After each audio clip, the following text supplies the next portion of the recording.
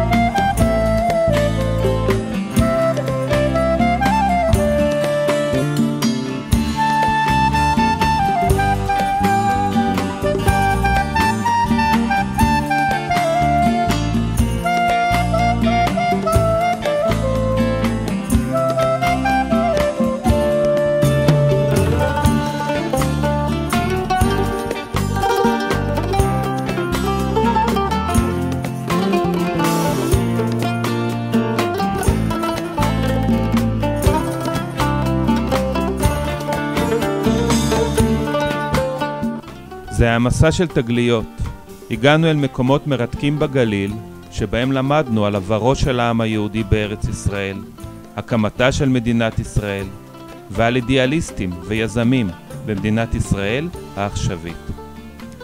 זה היה גם מסע חקר על עצמנו, אל זהותנו היהודית, הישראלית והאישית, בהקשר של חיינו במדינת ישראל של תחילת המאה ה-21.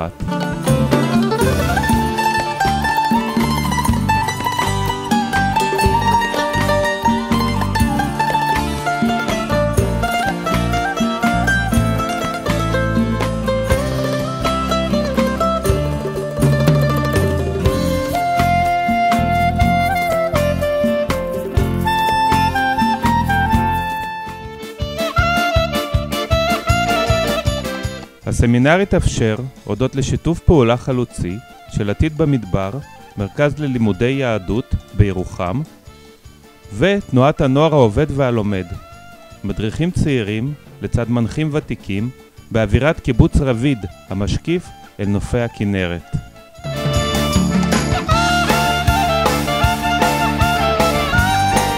הזמן עבר מהר מדי.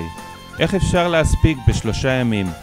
גם לטייל במטע מנגו, לשוטט בסמטאותיה של ראש פינה, לצפות בזריחה, לעשות יוגה, לבקר ב3 מוזיאונים, לרקוד ולשיר בקבלת שבת, לחגוג בר מצווה, להכין על האש ולקחת חלק בסדנאות והרצאות.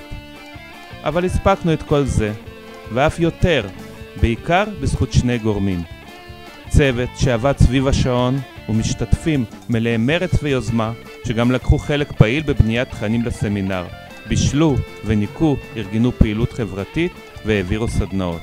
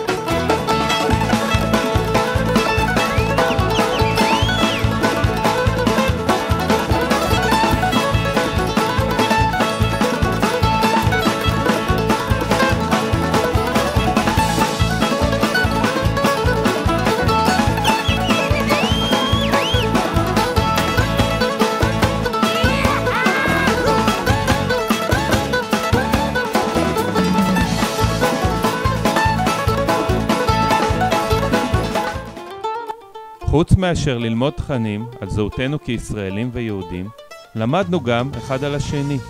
עשינו זאת דרך הרצאות וסדנאות שהעבירו ההורים ביוגה ב-5 בבוקר, ארכיאולוגיה ובאסטרונומיה, ודרך התוצרים היצירתיים של הילדים בשיר, משחק וטקסטים שהם כתבו במו ידיהם.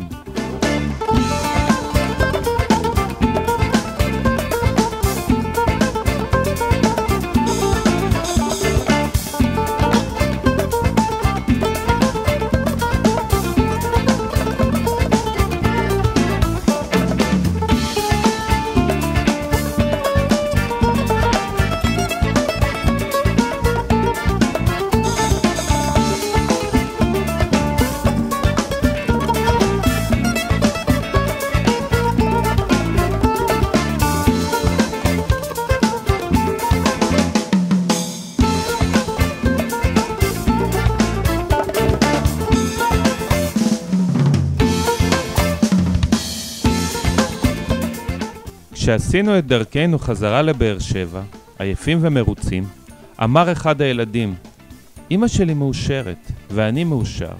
חבל שהסמינר לא היה ארוך יותר. אני רוצה לכתוב על כל מה שלמדנו, אבל זה כל כך הרבה שאין לי כוח לכתוב הכל. לא יכלנו לעשות את הסמינר ארוך יותר, אבל יכלנו להבטיח לו שיהיו עוד סמינרים, ואנחנו רוצים להזמין גם אתכם, הצופים, להצטרף אלינו לסמינרים הבאים.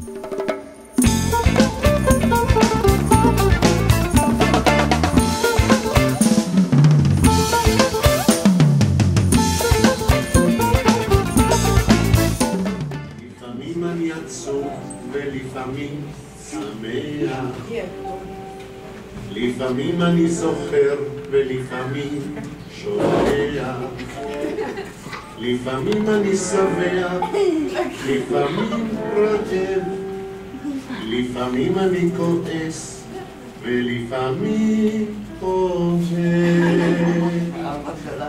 אבל אני תמיד נשאר אני, תמיד נשאר אני, תמיד נשאר אני. אבל אני תמיד נשאר אני, תמיד נשאר אני, תמיד נשאר